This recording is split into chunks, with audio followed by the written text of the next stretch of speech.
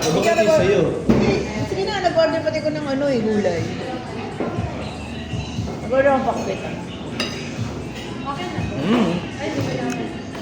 Malutong na ulo. Gusto ko sana sagutin, di ba? Kala lalo mainis eh. Linda.